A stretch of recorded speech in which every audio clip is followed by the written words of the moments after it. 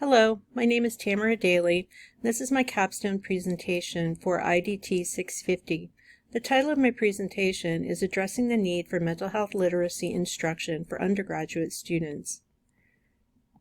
To build a context for the problem that I selected for my capstone project, it's important to recognize that for quite some time now, clearly since the pandemic and during the pandemic, students, faculty, and staff have reported on surveys that mental health is a major concern on their campuses. Willard et al. Also notes that students report higher levels of anxiety, higher levels of depression, higher levels of problematic behaviors like binge drinking, as well as higher levels of self-harm than in previous decades. One strategy that has been proposed for addressing the mental health crisis on campus, because a part of what's been argued is that levels of mental health awareness, levels of practical mental health knowledge are actually lacking in the wider population. So not just students, but everybody. But students in particular, it's the first time leaving home. They're having to make more independent decisions than they have in the past. And the gap in knowledge, if it were filled, could improve mental health outcomes like help seeking, reductions in stigma, and just better understanding of when you need to seek help and what kind of help you need to seek. Aller et al. Have reported that generally mental health literacy levels tend to be low among college students.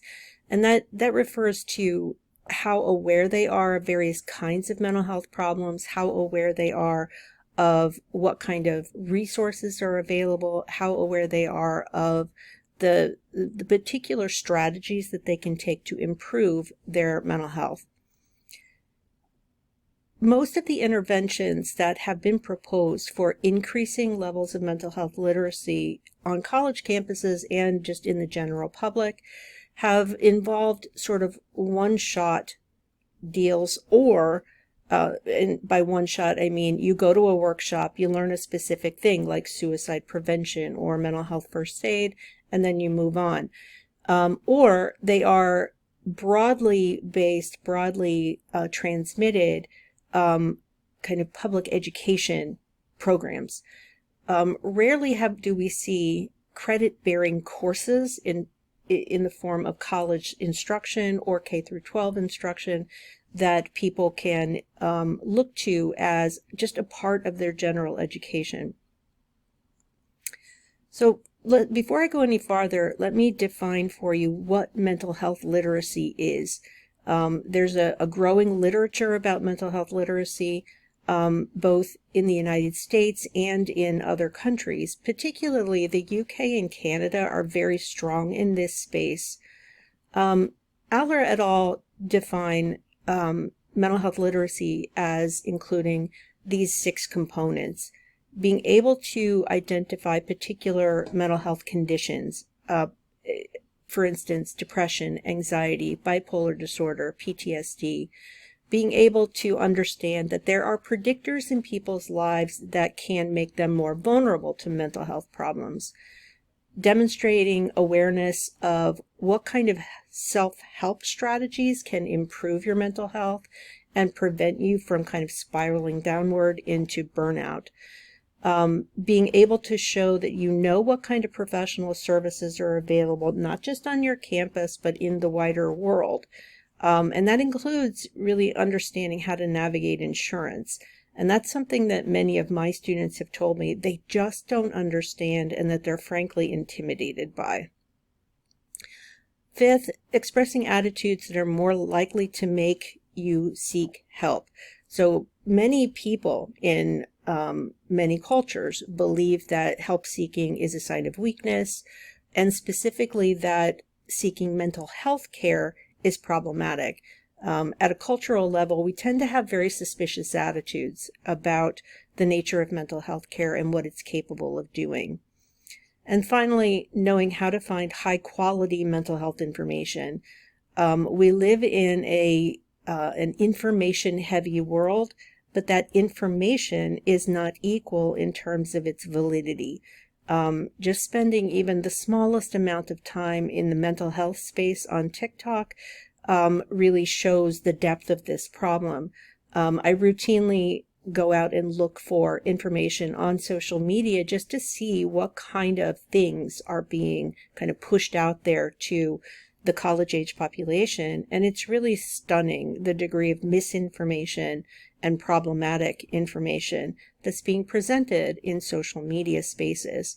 So teaching people how to kind of sift through what is valid and reliable, what is not valid and reliable is extremely important.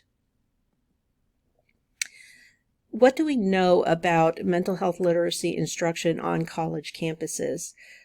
What I did in my literature review was I very specifically honed in on this. What do we know about college courses, not programs that are kind of broad-based public service educational programs on a whole campus, but instead looking at what has been done out there on creating credit-bearing courses for college students, and what kind of impacts has it had. In China, and I found this really interesting, Chinese universities apparently require certain amount of mental health education. I'd love to dig a little bit more deeply and to know what that means, but Gao et al. Argued that more mental health instruction is needed because, like in the United States, levels of mental health distress are rising on college campuses in China, just like they are here. And what they argued was, they hadn't created a course, but they were making an argument for why it's necessary to include more comprehensive courses. Specifically, they advocate for including more information on prevention and intervention in their paper. Now, Aller et al. Developed both in-person and online mental health literacy courses at their university. And what they wanted to test was kind of the impact of the course in terms of knowledge and awareness of resources, self-efficacy, and so on. What they didn't find when they ran students through the course, and they compared them against students who were taking a different kind of psychology course at that time, they didn't find a lot of improvement in terms of specific knowledge of what to do during a crisis. Frankly, that wasn't a major emphasis in the course. It was there, but what they did find was that they did see improvements in general knowledge about mental health and general knowledge of knowing where to find good resources and improvements in self-efficacy.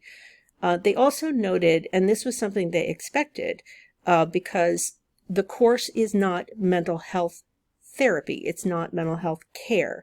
It's not intended to improve your personal mental health. Now, some people argue that these courses should do that. I disagree. If I teach a course like this, I'm not a mental health provider. I don't have a license to help anyone with anything. So when they reported that they did not find changes in depression and anxiety scores among the students, and that they were no different from students in other courses. So what they were showing there was not a failure of the course, it was actually an affirmation of their approach. They're not intending to deliver clinical services, because that would be inappropriate in this context. And then King et al., I really liked their approach. They worked with instructional designers, educational developers, and graphic designers to create an online course, a deliverable course, and they then pushed it out to students, made it available. As I've found with my students, there is a desire to have access to online courses in topics that they find interesting, and King et al. Found the same thing, that their course was popular, students were interested in taking it, and they concluded that the course was positive in terms of preliminary effects on knowledge and self-awareness. And this echoes the findings of Aller et al., who found some positive changes in both of those areas as well. Now, in addition to the literature review that I conducted, I also did an expert interview analysis with someone that I've known for a very long time. I interviewed Jessica Jameson, who is a master's level LPCC.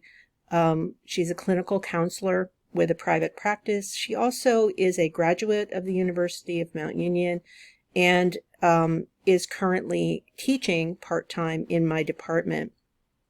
I've always found Jessica to be very creative, very open-minded, very willing to be blunt in a way that I really admire. So I asked her if she would be willing to talk with me about the possibility of courses like this, and to talk with me about the concept of mental health literacy and what it might mean for undergraduate students.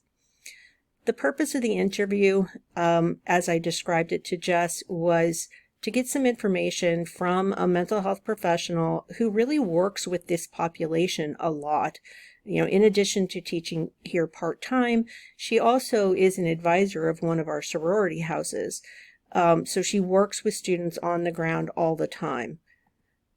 The three major themes that emerged from our conversation, I think, are really helpful as I consider building a course in mental health literacy from the ground up. And these themes didn't necessarily go exactly where I expected them to go. You know, I really thought we would be talking about specific chunks of knowledge that students need to know, and specific types of resources that they need to have access to. Luckily, you know, Jess, as she often does when we have conversations, took me into a space that I wasn't expecting, and that was very helpful.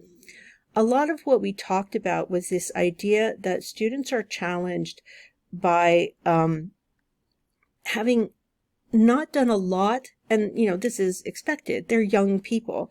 They don't have a real solid understanding of their own identities. So they're growing, they're changing. Their awareness of self and their understanding of the connection between mind and body, which is required for good self-regulation skills and good emotional regulation skills, that's kind of lacking. So one thing that she recommended strongly, and now that I had this conversation with her, I know from my literature review, this is not a set of topics that's typically covered in these kinds of courses. It focuses on how do you identify these specific disorders? How do you know what kind of resources to get and different kinds of mental health professionals? That's true. But the number one theme that we spent the most time talking about with this was this idea of showing general awareness of their own developmental process as it relates to self-identity. The second major theme was the need for critical thinking and critical evaluation of mental health knowledge. So this one I did expect would come up because Jess, just like me, is well aware of how tethered students are now to the information heavy environment that is the internet and social media. And students are often, you know, not particularly skilled in being able to tell the difference between high quality information and low quality information that's being pushed out at them across various platforms. The third real big area was this idea, and it echoes what Gao et al. Talked about in their recommendations for mental health literacy programming, was that you need to have some kind of emphasis on prevention and the ability to build positive mental health skills and relational skills.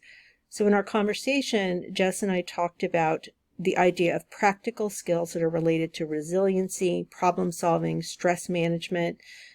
She talked about how we're in this super fast-paced information, high-risk, heavy information, you know, this information snowstorm that we're surrounded by all the time. Plus, you know, the stresses of the position that our culture is in at the moment doesn't help. There was a sub-theme that emerged in our conversation related to this prevention angle, and this had to do with communication skills and basic relationship skills. And you know, I agree. I've talked with a lot of students in my human sexuality class who say that they just feel completely incapable of knowing how to navigate relationships in a healthy way. So that would be something that's very helpful. We also talked a lot about particular kinds of approaches that are proactive, so skills-based techniques that people can use.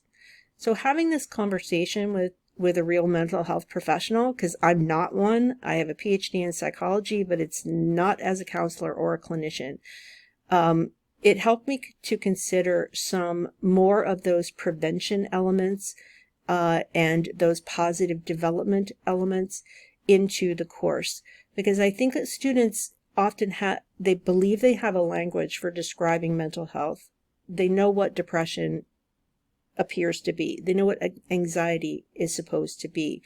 Where they lack information is knowing what to do with that and knowing how to do good preventative work.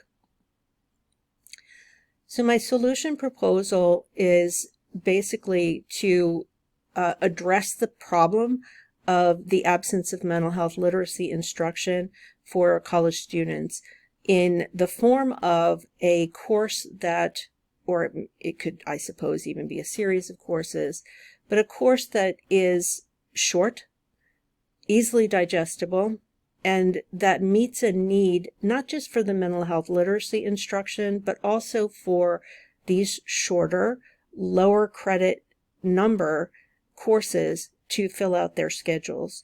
In meeting with my advisees, and just to put this into context for you, in meeting with my advisees, they often talk about how in their load, they want to remain full-time, they know that, but they also want to have the freedom to explore some relatively lower stakes. So when I say that, I mean not required for your major, but things that are in areas of interest to them that don't have real super big stakes for them if they don't do well, and that are shorter and delivered online so that they can take them in their own time as a part of their whole load. My students have told me they don't want their whole load to be online, but they want a good chunk of it to be online. I'm going to, when I build this course out, try to model it after curricula that's been designed primarily for the use in K through 12 institutions. And a lot of this curriculum comes out of our friends and neighbors, the Canadians. The Canadian mental health system has taken a long approach to dealing with mental health issues at the cultural level. And what many researchers have kind of poured their energy into is building these curriculum packages that can be deployed mostly in high school age students. There have been some approaches that are designed for the whole gamut of the K through 12 space, but most of the programs are designed for teens. Kuchar's model is an example of this. It's called Transitions, Making the Most of Your Campus Experience, and it's really designed for seniors in high school who are making the transition to higher education. There's also the mental health literacy approach, and that comes out of the Canadian system. They have designed a package, a mental health literacy package that's called the Mental Health in High School Curriculum Guide, and they have created a U.S. edition that was, I believe, it was specifically requested by schools in one state. So it hasn't been widely deployed, but the information is out there, and it includes wide-ranging information about most of the things that I'm interested in including in my course. Where it tends to be a little bit light is on the prevention side. Students that I've talked to, and I spent a little bit of time talking with students in the Active Minds group here at Mount Union, and what they were really interested in finding out. So when I sat down with them, it was completely informal. I didn't want to do a formal interview as a part of the requirements for this project, but I did want to chat with those students and get a sense of where they're at. in terms of their understanding and their needs. They agreed that it would be helpful to have programs presented to them that would actually earn them credit. And they said this wasn't because they felt that it was inappropriate to have programs, just volunteer programs, like something that their own Active Minds chapter could do on campus. They argued that you can probably get a bigger audience, a bigger group of people, if you make it a course, and if that course becomes popular. They also talked a lot about the need for these prevention pieces to be included in such a course. Specifically, they were interested in communication skills, relationship skills, learning how to make friends, build friendships that last, how to have intimate relationships that are healthy and that feed their own development, prevention-oriented kind of conversations about how to deal with overwhelm, how to deal with stress, in addition to what's traditionally included in mental health literacy programs, which is here are the basic psychological disorders, here are the basic treatments, here are the types of mental health providers, here's your list of local resources. They said that was great and that could be part of it, but they really wanted more of that self-efficacy piece, that resiliency piece that I talked with my expert about so much, and also that was echoed by Gao et al. In their proposal for how to change mental health literacy instruction in China.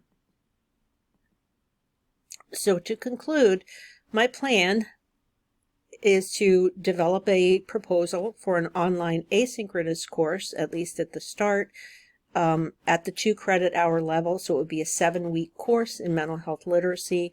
My plan is to build the course to meet the needs of students where they are right now, addressing the basic knowledge components and the critical thinking components of being able to find resources and find information that you need and that can benefit you, giving them some of the practical skills of knowing, how to navigate insurance, whether it's your own insurance or insurance that you're on your parents' insurance, and understanding, the consequences of engaging with the mental health system in that way, but also that big push on prevention and self-efficacy and resiliency and so on.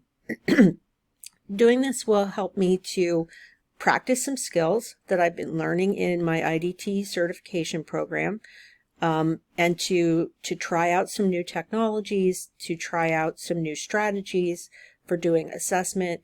So all of this will give me a practical opportunity to put those skills into play, while simultaneously really looking at an area of interest that I've had for a very long time. I have been involved in mental health advocacy for my entire career.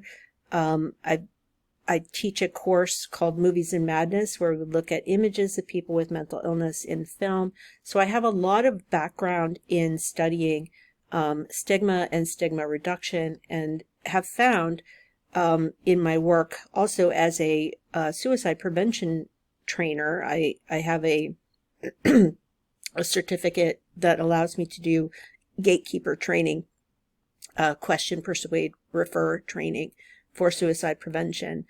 So I've been heavily invested in this area for a really long time, and I'm excited about the opportunity to put my plan into action.